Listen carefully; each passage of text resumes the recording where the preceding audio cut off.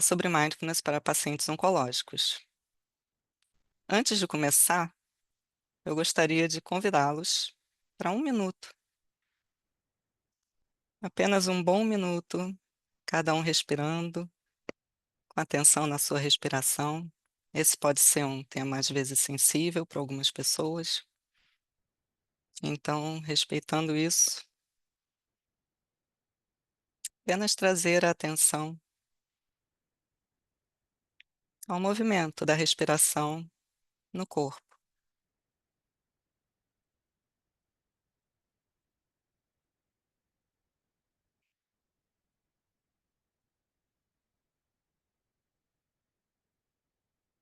Notando o ar entrando,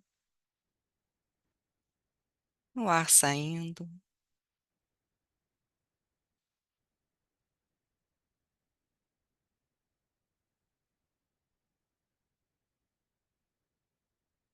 Talvez trazendo a atenção para a motivação de estar aqui nessa aula.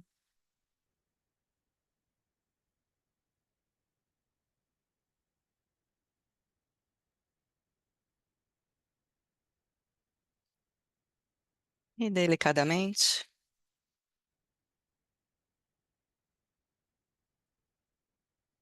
abrindo os olhos,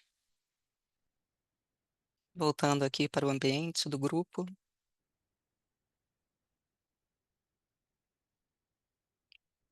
E eu vou começar falando um pouco do câncer e depois do mindfulness. Então, vivendo com câncer. Segundo a Organização Mundial de Saúde, câncer é um grupo de doenças que pode afetar qualquer área do corpo, de qualquer pessoa, em qualquer fase da vida. E o crescimento global do câncer vem exercendo enorme tensão física, emocional e financeira nos indivíduos, em suas famílias, nas comunidades e nos sistemas de saúde. Em 2022, foram cerca de 20 milhões de novos casos no mundo. E segundo uma publicação do Instituto Nacional do Câncer, estimativa 2023, são esperados 704 mil novos casos de câncer nesse triênio no Brasil, 23, 24 e 25. Isso quer dizer que, nesse momento, 1 a cada 5 pessoas está, de alguma forma, vivendo com câncer, em alguma fase da sua jornada. Ainda segundo a Organização Mundial de Saúde, entre 30% e 50% dos cânceres podem ser prevenidos, evitando os fatores de risco e implementando estratégias de prevenção baseadas em evidências. E segundo o Autocuidado para a Saúde, uma publicação da Victoria University, na Austrália, mais de 1/3 dos cânceres poderiam ser prevenidos através de práticas de autocuidado baseadas em evidências. Esses fatores de risco são os mais conhecidos, pelo menos deveriam ser: diminuição, cessação do tabagismo, diminuição do consumo de álcool, prática de atividades físicas, alimentação saudável, com alimentos saudáveis. Mas é importante dizer que existem também fatores genéticos, fatores de exposição a substâncias carcinogênicas, às vezes até involuntariamente. Então, não existe uma única coisa que possa ser feita ou evitada que garantirá que a pessoa não terá câncer. Mesmo assim, é importante a gente evitar os fatores de risco. Como essa jornada começa? Na maior parte dos casos, ou a pessoa sente alguma coisa, nota alguma coisa diferente no corpo, algum sintoma, ou vai fazer um exame, uma consulta de rotina, e aí o médico percebe alguma coisa, e aí exames serão pedidos, e em algum momento o diagnóstico será feito. Depois que o diagnóstico é feito, uma estratégia de tratamento, de cuidado para esse câncer será traçada. Essa estratégia muitas vezes inclui cirurgia e ou tratamentos.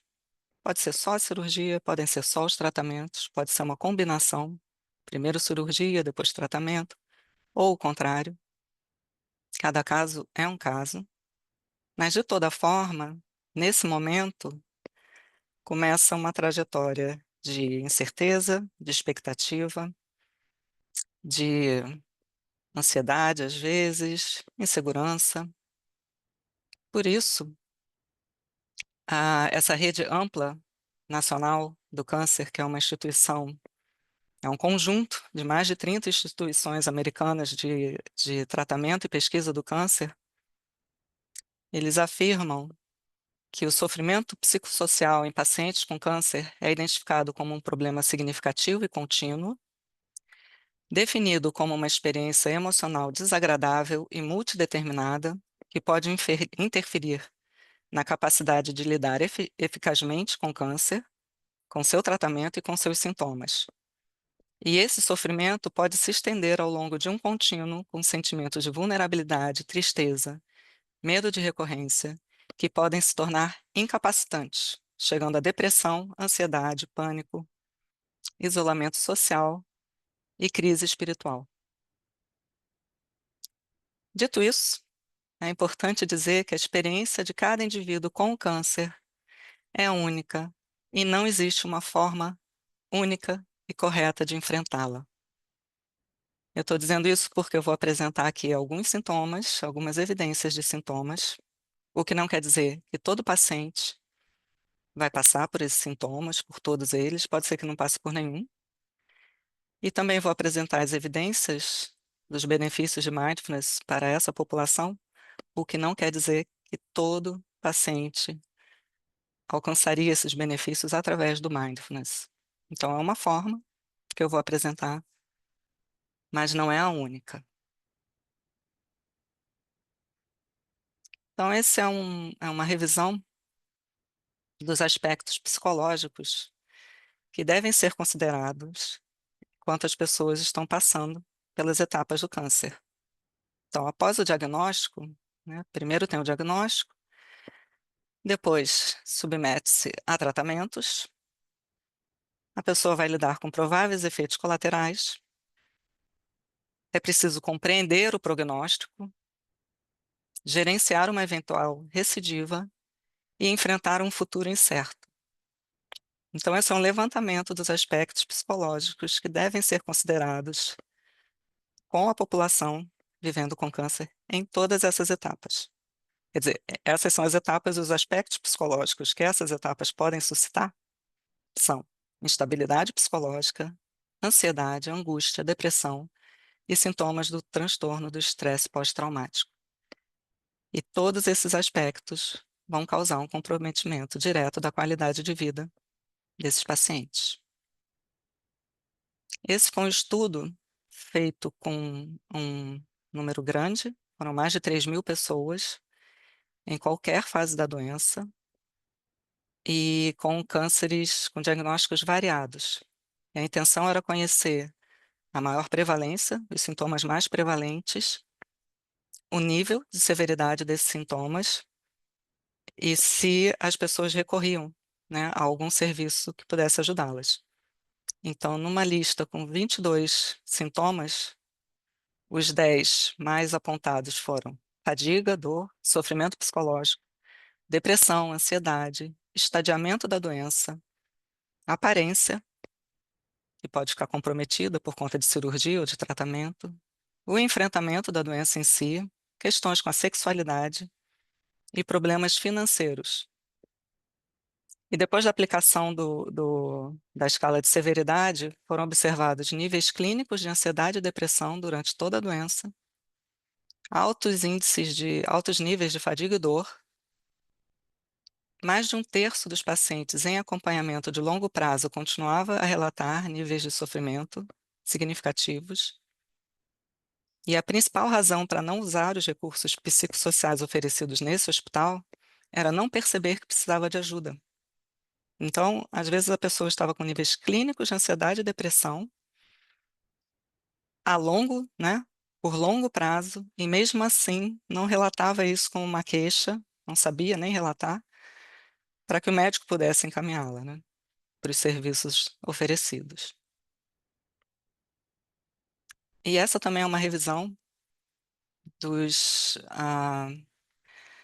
do comprometimento cognitivo que pode acontecer por conta da quimioterapia e prejudica também a qualidade de vida das pessoas vivendo com câncer. Então, o comprometimento cognitivo é uma consequência frequente da quimioterapia, pode ser do sutil ao mais grave, pode ocorrer durante o tratamento, mas também pode perdurar após o fim do tratamento da quimioterapia. E os domínios mais afetados são memória, capacidade de aprendizagem, atenção e concentração, diminuição da função executiva e velocidade de processamento mais lenta. Então, esses são domínios que prejudicam bastante a pessoa, às vezes, na volta ao trabalho e mesmo em tarefas cotidianas, traz bastante prejuízo. Então, ainda segundo a rede ampla americana, as pessoas vivendo com câncer, além de toda a medicação que tem que tomar para o cuidado, o controle e o tratamento da sua doença, é uma população que consome 2 vezes mais medicação para ansiedade, se comparadas com a população que não tem histórico de câncer. Isso, obviamente, não é uma crítica ao uso dessa medicação, ela é importante, necessária e benéfica.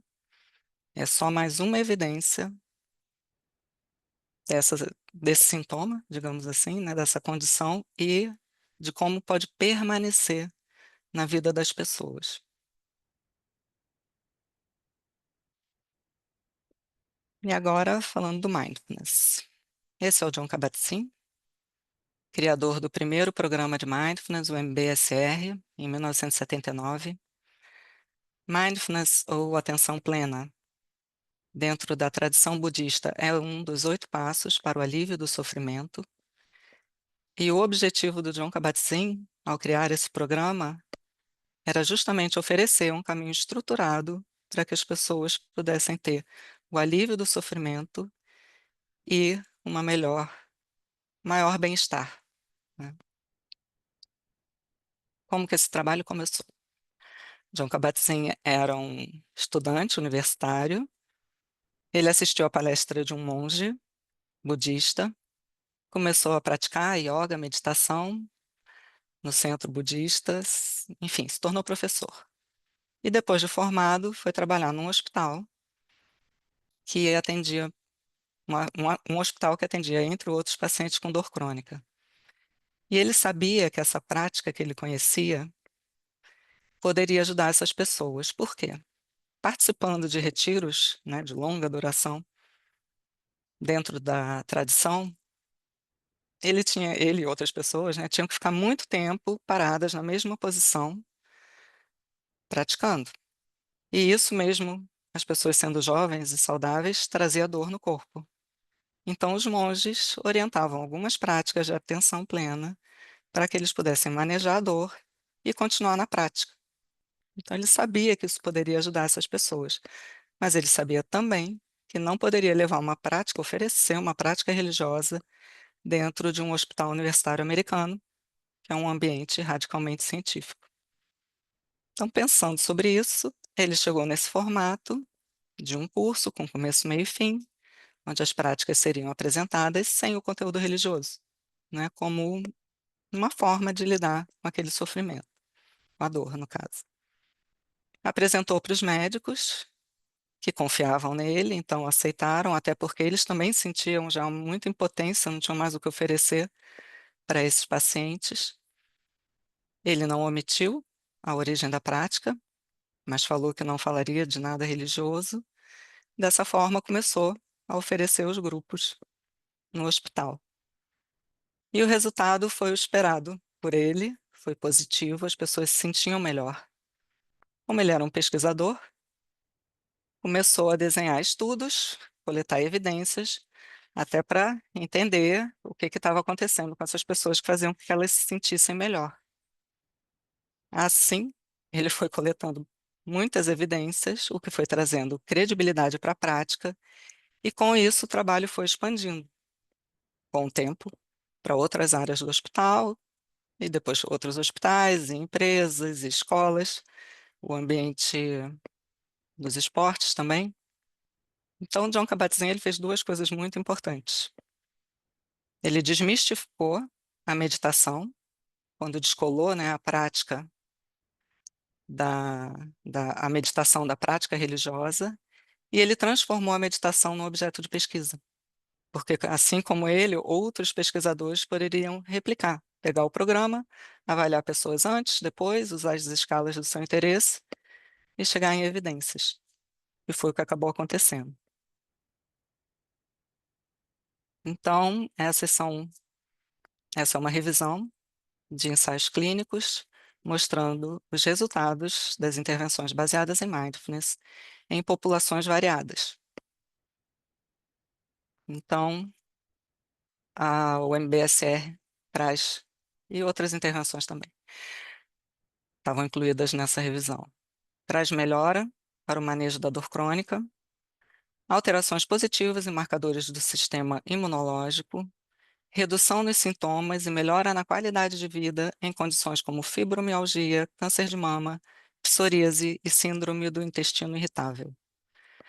Traz redução nas taxas de recaída da depressão, melhora no tratamento da adicção e redução em sintomas de ansiedade, depressão e na sintomatologia do transtorno do estresse pós-traumático. Esses são resultados de um ensaio clínico do MBSR para pacientes oncológicos.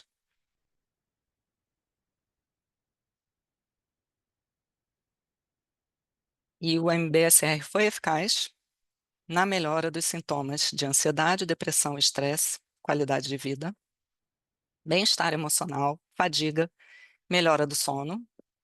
E esses efeitos foram sustentados nos segmentos de 6 a 12 semanas. E esse foi um estudo qualitativo, onde os pesquisadores queriam ter acesso à avaliação dos pacientes, dos participantes, sobre o que eles perceberam com a intervenção.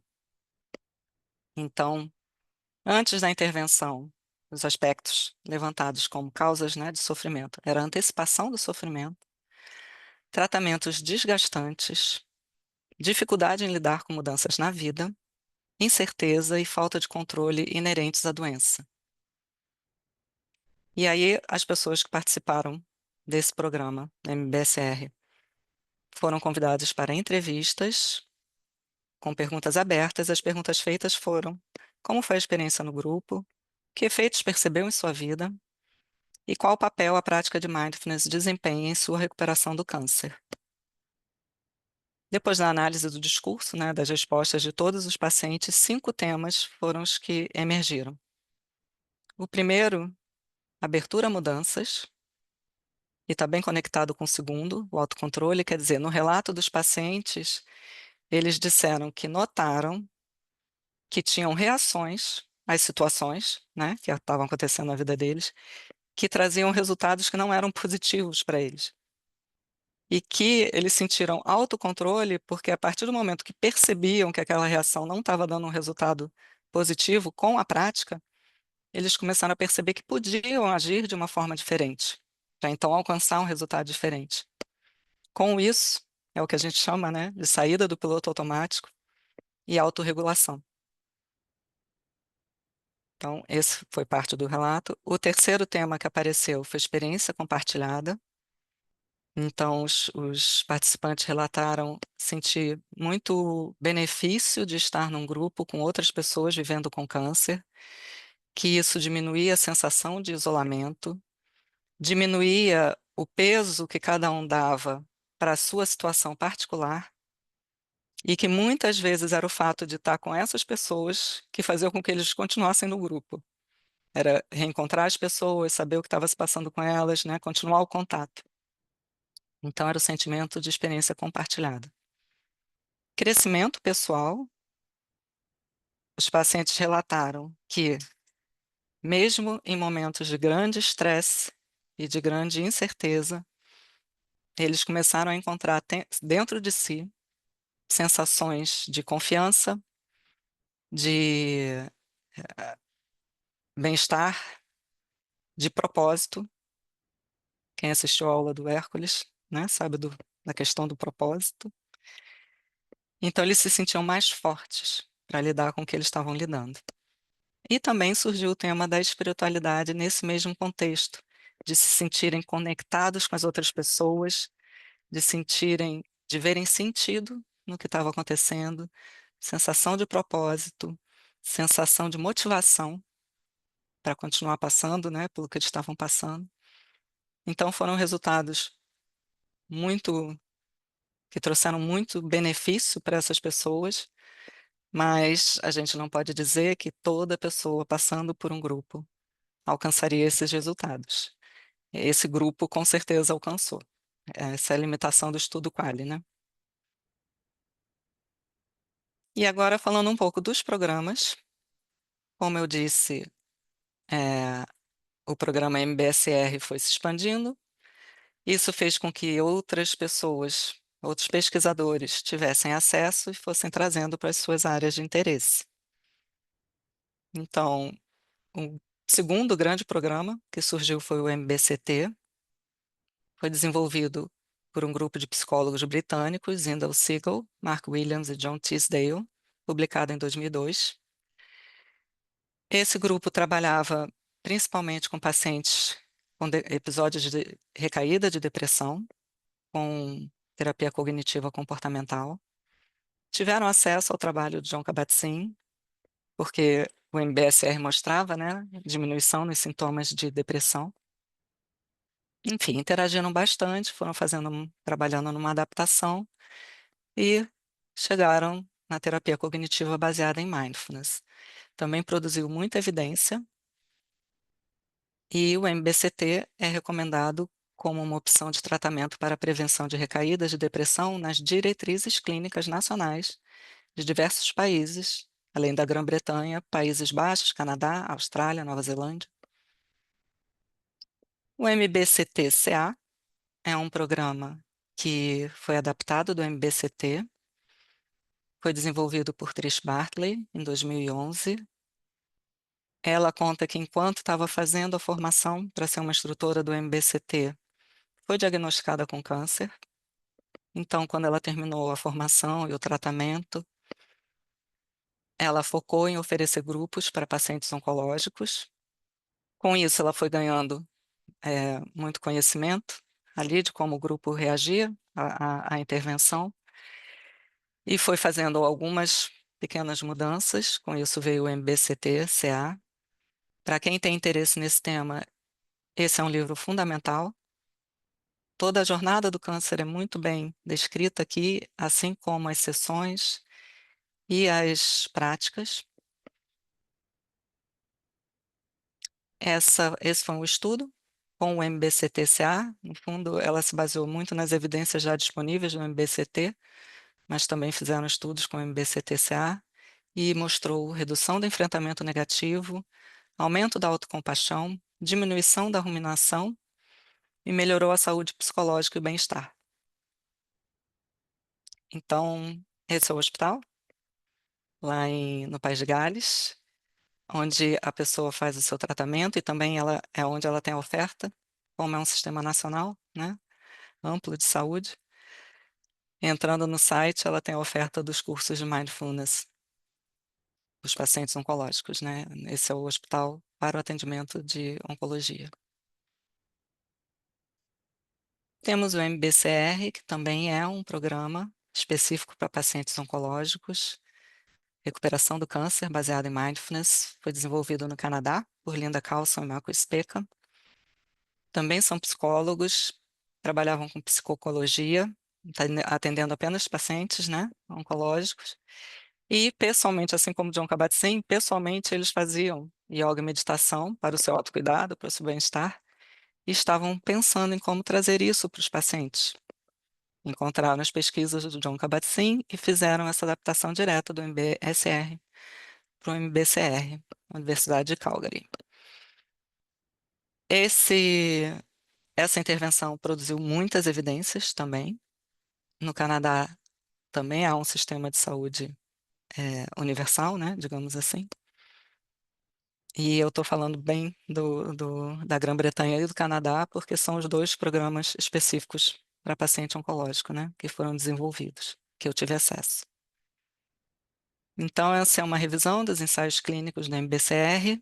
Os resultados mais prevalentes são taxas de cortisol e padrões do sistema imunológico consistentes com baixos níveis de estresse, diminuição nos níveis de ansiedade, estresse e nas alterações de humor, diminuição nas medidas de pressão arterial, melhora dos fatores psicológicos, da qualidade do sono e da perspectiva de vida, e sentimentos, maiores sentimentos de autonomia, competência, força pessoal, senso de calma, serenidade e equilíbrio. Esse é o Hospital Princess Margaret, é um dos 5 maiores hospitais para tratamento de câncer no mundo, no Canadá, fica no Canadá, em Toronto, e também é onde o paciente faz todos os seus exames, cirurgia, tratamento, e onde tem a oferta do grupo de MBCR. Eles oferecem as informações das evidências e um lugar onde você pode marcar onde você vai começar o seu horário, né? Que você quer começar seu grupo. No Canadá é tão disseminado que, além disso, eles têm uma oferta ampla. Também o paciente pode escolher fazer o MBSR, no lugar do MBCR, por algum motivo, as evidências estão aqui. Ele escolhe o horário que ele vai fazer. E há também grupos específicos para os cuidadores, familiares, pessoas que interagem com os pacientes oncológicos de alguma forma. É bem avançado lá isso. E chegamos aqui na proposta online. Com a pandemia, nós todos tivemos a experiência do isolamento social, né? Todos tínhamos que evitar aglomerações, não sair de casa, evitar transporte público, porque havia o risco, ambientes fechados, né? Havia o risco de pegar uma doença que podia ser fatal. Para o paciente oncológico, o isolamento social sempre foi uma realidade, não começou na pandemia. Principalmente no momento da quimioterapia, onde a imunidade baixa, é um risco pegar outra doença enquanto se faz a quimioterapia. Então, a recomendação médica para os pacientes em quimioterapia é evitar lugares fechados, evitar aglomerações, evitar ao máximo o transporte público, para que não se pegue outra doença. Dessa forma, o online é útil, né, para a gente. Ficou muito difundido depois da pandemia, mas também é muito útil no trabalho com paciente oncológico. Essa é uma revisão de evidências da oferta online de Mindfulness para a população em geral. E o formato online, eles dizem, está crescendo. Isso foi publicado também antes da pandemia, 2021, mas com trabalhos publicados até 2020. Então, as intervenções baseadas em Mindfulness online promovem resultados benéficos em vários aspectos da saúde mental, como depressão, ansiedade, estresse e bem-estar, em uma ampla gama de populações, trazem ainda o benefício de maior acessibilidade, reduzindo as limitações que impedem a participação presencial. E é interessante porque essa é uma segunda versão. Eles publicaram a primeira meta-análise em 2015 ou 2016, com trabalhos feitos já desde 2011. E em 2011, eles incluíram 15 ensaios clínicos, em 2015, né? Publicando os trabalhos entre 2011 e 2015. Nesse 2021 já foram 97. Então, realmente, é uma oferta que vem crescendo bastante. E essa foi uma adaptação, é um ensaio clínico de uma adaptação do MBCR, o programa canadense, que eles chamaram de eCalm, para o formato online, em 2013, porque também eles já tinham essa visão de que nem todos os pacientes poderiam ir aonde o grupo era ofertado presencialmente. Nesse momento, as plataformas ainda não eram tão amigáveis, tão usuais. Foi preciso enviar para algumas pessoas pelo correio, câmeras e microfones para que eles pudessem adaptar no computador de mesa para poderem participar da pesquisa. E a eficácia do programa MBCR online foi equivalente ao formato presencial em estudo de 2013, com a vantagem de ter diminuído o número de participantes que descontinuaram o processo. E essa é uma revisão de intervenções variadas né, de outras intervenções, não só o MBCR, para o público de paciente oncológico. E foi visto que as IBMs online têm efeitos benéficos para pacientes com diagnóstico de câncer e têm se mostrado terapias promissoras para a promoção da saúde, com foco na qualidade de vida e redução do sofrimento psicológico nessa população. Chegamos no MBHP, o programa no qual eu sou formada, desenvolvido aqui no Centro Mente Aberta, Centro Brasileiro de Promoção de Mindfulness e Promoção da Saúde, que foi uma adaptação do professor Marcelo de Marzo e do professor Javier García Campayo, da Universidade de Zaragoza, na Espanha, uma adaptação para a cultura latino-americana.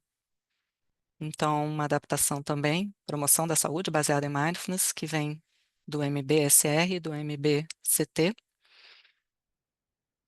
e é o programa com o qual eu trabalho, que também, enfim, que pode ser, como é definido pelo próprio professor, o programa MBHP utiliza práticas de atenção plena para ampliar a percepção dos próprios pensamentos, sentimentos e sensações, e também dos fenômenos externos, possibilitando escolhas mais conscientes, maior autonomia, autoeficácia, melhora nas habilidades socioemocionais e no bem-estar geral. E agora eu vou mostrar algumas evidências de ensaios clínicos com o MBHP. Então, o programa MBHP para professores do ensino médio, ensino básico, promoveu redução do estresse, aumento do bem-estar e da resiliência e melhora na função imunológica. Se mostrou viável e eficaz para melhorar a qualidade de vida e os sintomas de depressão e ansiedade entre policiais brasileiros, e os resultados permaneceram após 6 meses. O programa, essas são pesquisas recentes de colegas do grupo. O programa MBHP é viável e apresentou eficácia na manutenção do peso e na melhora do descontrole alimentar para pacientes com ganho de peso recorrente pós-cirurgia bariátrica. Também mostrou eficácia na melhora da inteligência emocional e na redução dos níveis de burnout, contribuindo para o bem-estar de professores de escolas públicas no Brasil. E ainda se mostrou viável, bem aceito e eficaz ao oferecer apoio psicossocial e promoção de bem-estar para pacientes de baixa renda na atenção primária à saúde no SUS. Houve melhora significativa em sintomas de ansiedade e depressão e na qualidade de vida. E o MBHP demonstrou ser viável e eficaz, promovendo resultados positivos na função cognitiva, saúde psicológica, atenção plena e qualidade do sono em idosos, também da atenção primária no SUS, resultando numa melhor qualidade de vida e contribuindo para o envelhecimento saudável. Esses estudos, né, com usuários do SUS é importante, porque também é onde a gente quer chegar. E é importante perceber que intervenções como essa, né, como o MBHP, intervenções baseadas em mindfulness, têm espaço nas nossas políticas nacionais de saúde.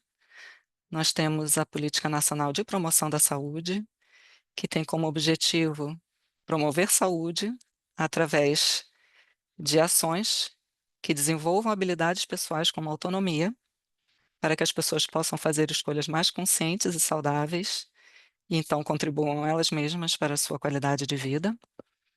Temos também a Política Nacional de Proteção e Controle do Câncer, que tem como objetivo diminuir a incidência e a mortalidade do câncer no país, mas também garantir acesso ao cuidado integral e garantir ações de promoção da saúde que desenvolvam habilidades pessoais para o autocuidado, para que também as pessoas tenham um melhor manejo do seu autocuidado nas suas condições de saúde e assim possam contribuir para a sua qualidade de vida. E temos a Política Nacional das Práticas Integrativas Complementares, cujo objetivo é a implementação das práticas integrativas no SUS. E numa revisão, segundo o relato dos usuários do SUS, dessas práticas no SUS, com as práticas eles aprendem ferramentas que os ajudam a fazer mudanças no seu estilo de vida, mudanças importantes, necessárias, mais saudáveis, e assim eles têm uma qualidade de vida melhor. A meditação está incluída na Política Nacional das Práticas Integrativas e Complementares, e ela é descrita de uma forma muito próxima à prática da atenção plena. É uma prática que permite ao indivíduo perceber como seus padrões de comportamento têm impacto sobre sua saúde ou doença. É um instrumento de fortalecimento físico, emocional, mental e social. Traz benefícios para o sistema cognitivo e para a concentração. Auxilia na percepção sobre as sensações físicas e emocionais, ampliando a autodisciplina no cuidado da saúde. Estimula o bem-estar, o relaxamento, a redução do estresse, a hiperatividade e dos sintomas depressivos. E aí chegamos no MBHP para pacientes oncológicos, que é o tema da minha pesquisa. A pergunta da pesquisa é: o programa MBHP adaptado no formato online interativo é viável, aceitável e produz efeitos positivos em grupos de pacientes oncológicos? Os objetivos da pesquisa são adaptar o programa MBHP, Promoção da Saúde baseada em Mindfulness, para o formato online, síncrono, para grupos de pacientes oncológicos, avaliar a viabilidade e aceitabilidade do programa através das taxas de recrutamento e retenção, e também pela frequência nas sessões e avaliações dos participantes sobre o programa, analisar os efeitos do programa MBHP adaptado nos índices de qualidade de vida, ansiedade e autocuidado, em 3 momentos de coleta de dados, antes da intervenção, depois da intervenção e no segmento de 3 meses após o fim da intervenção. Como nós vimos, os sintomas que comprometem a qualidade de vida das pessoas, alguns dos sintomas, né, vivendo com câncer, são fadiga, dor, instabilidade psicológica, depressão, ansiedade, estresse, autoimagem e comprometimento cognitivo. E alguns dos resultados das evidências apresentadas pelo programa MBHP em ensaios clínicos foram redução do estresse, ansiedade e depressão, aumento da resiliência, melhora na função imunológica, eficácia a oferecer apoio psicossocial e bem-estar, resultados positivos na função cognitiva, melhora na saúde psicológica e melhora na qualidade do sono. Então, são resultados úteis e benéficos também para a população, das pessoas vivendo com câncer. As práticas do programa são as mesmas do MBHP. Essas práticas, essas aqui, estão presentes em todos os programas que eu falei, o MBSR, o MBCT, o MBCTCA, o MBCR. Às vezes muda um pouco o nome, mas praticamente elas estão presentes em todos esses programas. As atitudes de mindfulness são muito importantes, trabalhando com essa população. Eu não disse, mas já foram feitos 8 grupos piloto, né, trabalhando essa adaptação para pacientes oncológicos.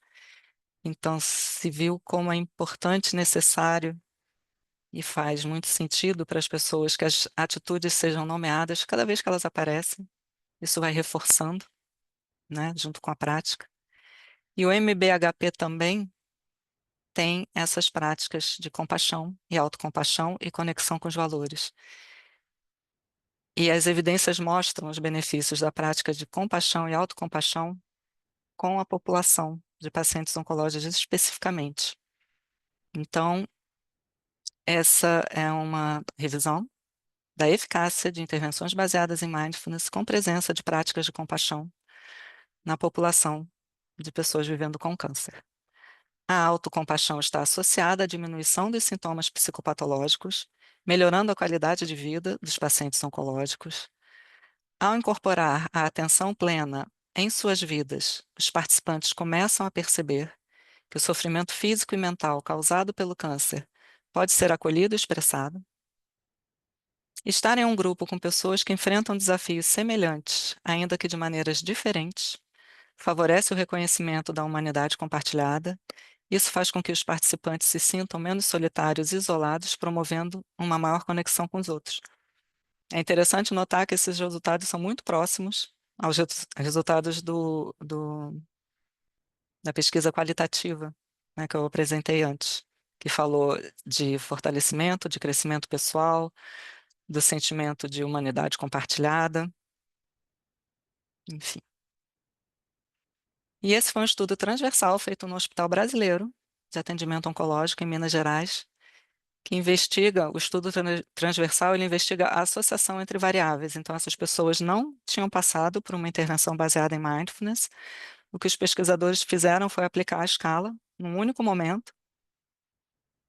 Pessoas que estavam todas passando por quimioterapia nesse momento, para avaliar os níveis de atenção plena, de mindfulness, de autocompaixão e de qualidade de vida.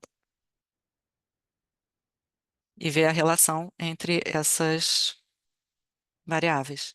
E a qualidade de vida foi significativamente associada à autocompaixão e à atenção plena em pacientes com câncer. Quer dizer, os participantes com maiores níveis de autocompaixão e atenção plena apresentam uma melhor qualidade de vida, e a subescala de bem-estar emocional também foi correlacionada com a autocompaixão e a atenção plena. Então, isso mostra como a autocompaixão e a atenção plena andam juntas e como elas andam juntas com a qualidade de vida. E como isso pode ser benéfico para os pacientes oncológicos. Então, fazendo aqui um breve resumo do caminho, as intervenções baseadas em mindfulness possibilitam o alívio de parte do sofrimento, oferecendo uma maneira diferente de lidar com experiências desagradáveis e indesejadas, mesmo quando não é possível mudar a situação que está sendo vivida, como era o caso dos pacientes de dor crônica, e como muitas vezes é o caso do paciente oncológico. Adaptações são importantes para ajustar a abordagem às diferenças culturais e aos desafios específicos de determinada população, garantindo a eficácia do programa. O objetivo nessa adaptação é oferecer um ambiente que atenda às especificidades das pessoas vivendo com câncer, intensificando no tempo e no espaço das sessões a segurança, a gentileza e o acolhimento do que vier a ser compartilhado nas sessões. As atitudes de mindfulness, como eu disse, são fundamentais, favorecendo a humanidade compartilhada e a dinâmica do processo grupal. A estrutura das 8 sessões é do MBHP. Algumas dinâmicas e práticas breves do MBCT-CA foram incorporadas.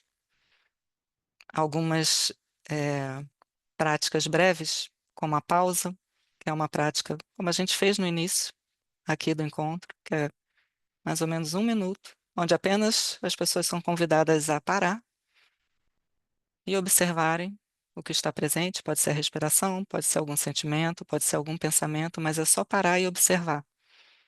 E essa prática traz efeitos benéficos, porque ela é breve, ela é curta, ela é uma prática, ela é fácil de ser lembrada. Então, nós repetimos em quase todas as sessões.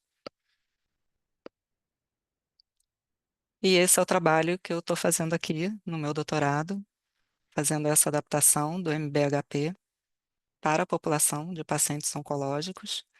Essa pesquisa deve começar propriamente no segundo semestre do ano que vem, quando os grupos começarão a ser oferecidos.